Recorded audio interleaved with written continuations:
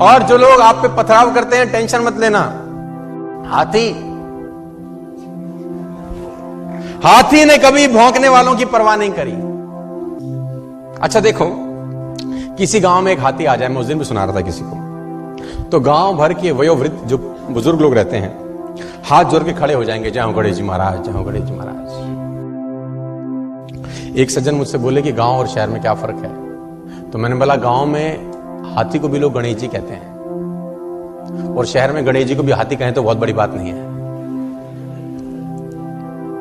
और मुझे नहीं लगता कि हाथी के सिवा कोई दूसरा पशु ऐसा है जिसके आगे इतने हाथ जोड़े जाते हैं, मुझे नहीं लगता।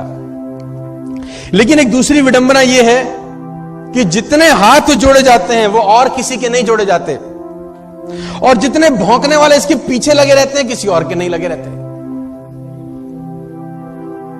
गलत तो नहीं कह रहा मैं आपसे। जितने हाथ जोड़े वाले इसके सामने खड़े रहते हैं उतना किसी और के नहीं, और जितने भौंकने वाले इसके पीछे रहते हैं किसी और के नहीं। गांव भर के वयोवृद्ध हाथ जोड़े खड़े होंगे और भौंकने वाले पीछे पड़े होंगे, तो टेंशन लेने का जरूरत। और मुझे आज तक साला ये बात समझ में नहीं आई कि कुत्तों को हाथी से तकलीफ क्या है।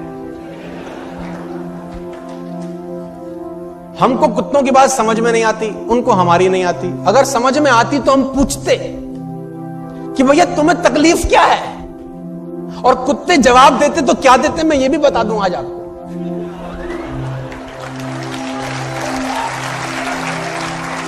कुत्ते बोलते हैं हमें हाथी से कोई तकलीफ नहीं है, तो फिर भौंकते क्यों हो? तो फिर भौंकते क्यों? बोले एक ही बात बोलते, हमें तो इसके आगे हाथ जोड़े खड़े हुए जो लोग हैं ना, वो सहन नहीं हो रहे साला।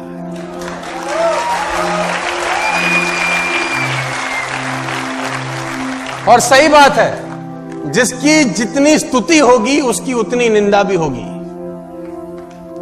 जिसकी जितनी स्तुति होगी उसकी उतनी निंदा होगी। स्तुति करने वाले हाथ जोड़े खड़े होंगे और भौंकने वाले पीछे पड़े होंगे।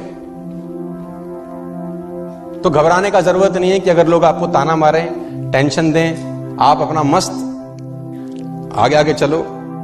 लेकिन दिक्कत क्या है? अच्छा, कुत्तों की इतनी हिम्मत नहीं है कि हाथी के आगे आके भौंके।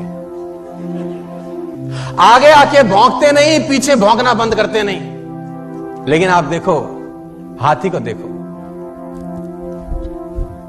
उसकी चाल में मस्ती बनी रहती है यार, क्योंकि वो हाथ जोड़ने वालों के पास ठहरता नहीं है और भौंकने वालों की तरफ मुड़कर देखता नहीं है।